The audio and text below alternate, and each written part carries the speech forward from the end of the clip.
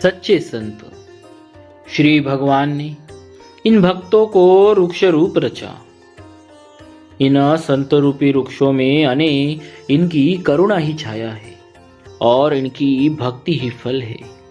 इनके ये नाम है श्री जतिराम जी, श्री रावल्य जी, श्री श्याम जी, श्री खोकी जी, श्री खोजी जी, श्री संत श्री सिंहा जी, श्री दल्हा जी, श्री पद्म जी, श्री मनोरथ जी, श्री राकाबाका जी, श्री द्योगु जी, जो जीवा से निरंतर भगवान नाम जप किया करते थे, श्री जाड़ा जी, श्री चाचा गुरु जी, श्री सवाई जी, श्री चांदा जी, श्री नापा जी, भगवान पुरुषोत्तम के सच्चे भक्त श्री पुरुषोत्तम जी, श्री चतुर जी,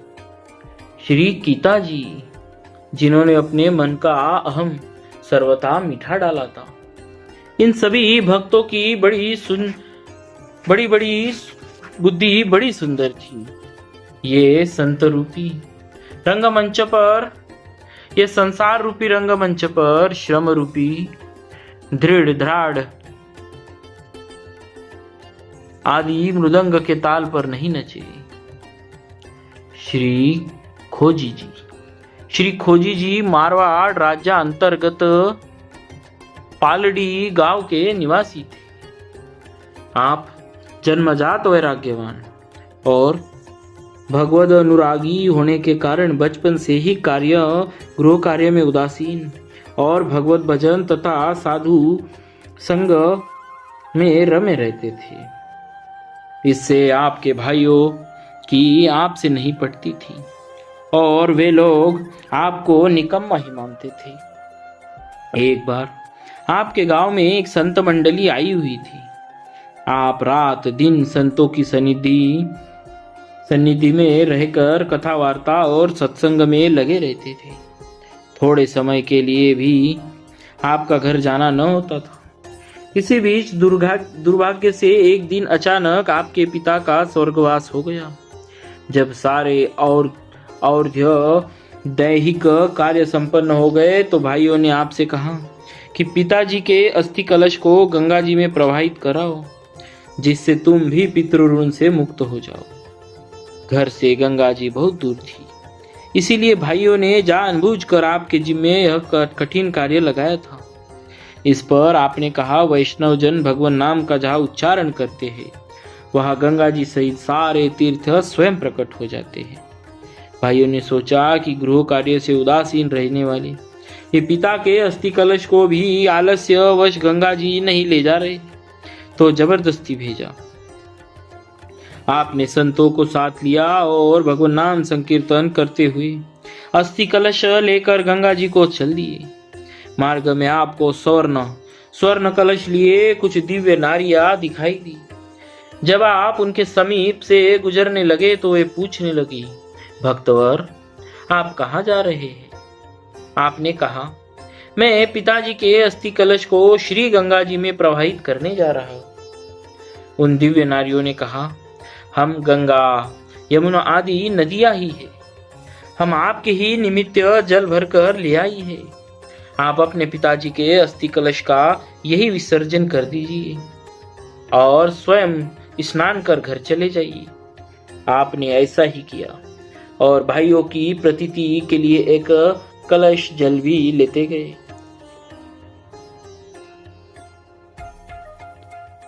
श्री खोजी जी का गुरु प्रदत्त नाम श्री चतुरदास था। गुरु के मन में भाव की खोज करने के कारण श्री गुरुदेव जी ने इन्हें श्री खोजी जी की उपाधि प्रदान की। इस संबंध में कथा है कि एक बार आपके श्री गुरुदेव लघु शंका करने गए। आप उनके हाथ पैर की शुद्धि के लिए जल लिए खड़े थे। श्री गुरुदेव जब आपके पास आए तो हंसने लगे। आपने बड़ी विनम्रता से पूछा, गुरुदेव आपके हंसने का क्या कारण है? सेवक से कोई भूल हो गई क्या? इस पर गुरुदेव बोले, अरे तू कैसा शिष्य है जो गुरु के मन की बात नहीं जान सकता? जा, जब मेरे मन की बात जान लेना तभी मेरे पास आना। श्री गुरुदेव की आज्ञा के अनुसार आप गुरु चरणों का स्पर्श कर वहां से चल दिए। आपने बहुत से संतों महात्माओं से गुरुदेव की मन की बात पूछी, पर कोई भी उत्तर देने में सक्षम न हुआ। अंत में एक दिन आपकी भेंट श्री कबीरदास जी से हो गई। उनके समक्ष भी आपने बड़ी विनम्रता पूर्वक यही प्रश्न रखा। श्री कबीरदास जी महाराज तो सिद्ध संत थे। उन्होंने तुरंत ही आपके गुरुदेव के मन की बात जान ली और आपको बताया कि आपके गुरुदेव जब लघु शंका कर रहे थे तो उस मूत्र प्रवाह में एक पीपल का फल भी आ गया था। उसे बहते देखकर आपके गुरुदेव को मनुष्य जीवन की असारता ध्यान आ गया। आपके गुरुदेव को मनुष्य जीवन की असारता का ध्यान आ गया। उन्होंने सोचा कि जब तक यह फल पीपल के पेड़ में लगा था तो इसका अस्तित्व था। जब यह उस महाविटप से पृथक हो गया तो मूत्र प्रवाह में बह रहा है। यही स्थिति मनुष्य की भी है। जब तक वह परमपिता परमात्मा से जुड़ा है तब तक कितना सुखी रहता है। जब वह उससे पृथक होकर संसार में आ जाता है तो इसी प्रकार मूत्र प्रवाह में बहता रहता है। फिर भी अज्ञान और अहंकारवश अपने को श्रेष्ठ समझता है। यही सोचकर उन्हें हंसी आ गई। श्री कबीरदास जी से इस प्रकार रहस्य बोध प्राप्त कर आप पुनः श्री गुरुदेव के पास आए और उनसे उपर्युक्त सारी बात बताई।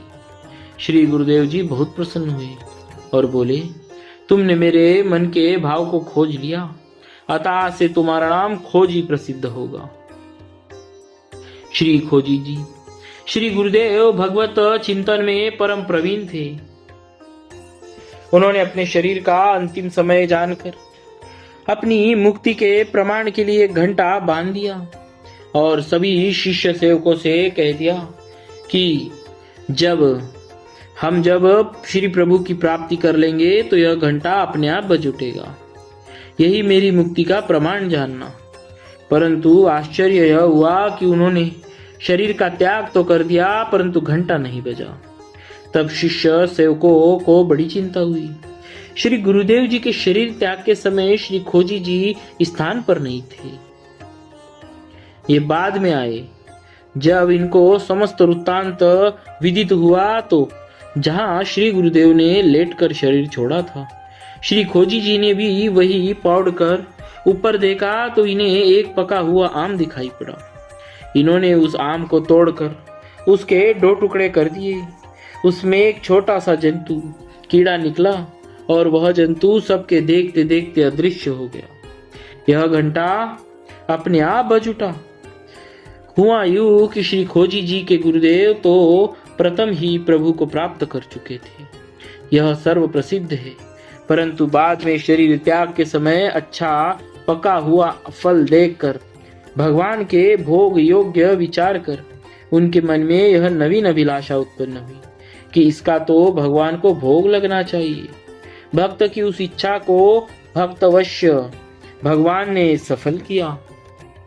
इस प्रकार खोजी जी में संत निष्ठा और गुरु भक्ति का अपूर्व संगम परिलक्षित होता है।